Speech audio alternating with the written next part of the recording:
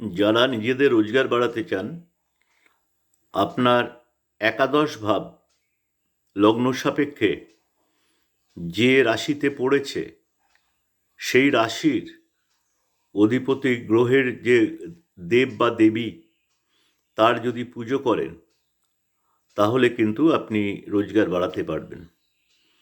যেমন ধরুন, আপনার লগ্ন সাপেক্ষে একাদশ ভাব হচ্ছে মঙ্গলের দুটো ঘর, মেষ অথবা বৃশ্চিক, তাহলে তার অধিপতি দেবতা হচ্ছেন হনুমানজি, দেবী হচ্ছেন মা বগলামুখী।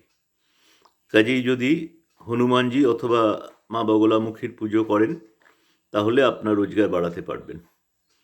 আপনার একাদশ ভাব যদি শুক্রের দুটো ঘর বৃষ অথবা তুলা হয় তাহলে শুক্রের দেবী হচ্ছেন মা মহালক্ষ্মী।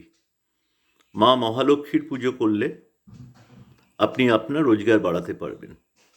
আপনার একাদশ ভাব লগ্ন সাপেক্ষে যদি বুধের দুটো ঘর মিথুন অথবা কন্যা হয় তাহলে বুধের দেবতা হচ্ছেন নারায়ণ।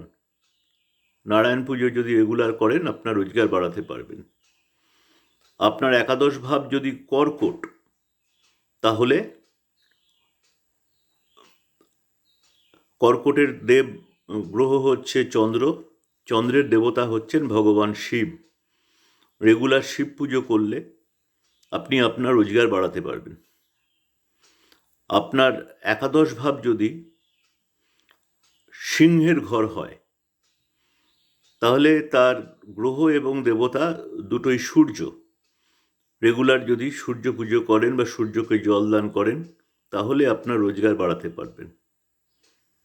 আপনার একাদশ ভাব যদি বৃহস্পতির দুটো ঘর, যেমন ধরুন ধনু অথবা মীন হয়, তাহলে বৃহস্পতির দেবী হচ্ছেন মা তারা।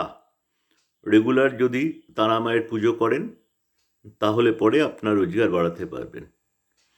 আপনার একাদশ ঘর যদি শনিদেবের দুটো ঘর হয় মকর অথবা কুম্ভ, তাহলে শনিদেবের দেবী হচ্ছেন মা দক্ষিণাকালী। রেগুলার যদি মা দক্ষিণাকালীর পুজো করেন তাহলে আপনার রোজগার বাড়াতে পারবেন। করে দেখুন, এটা কিন্তু একদম পরীক্ষিত। এটা করলে পরে আপনার একাদশ ভাব যে রাশির, সেই রাশির গ্রহের যে দেব বা দেবী তার পুজো করলে আপনার রোজগার বাড়বে। এটা একদম পরীক্ষিত, করে দেখুন।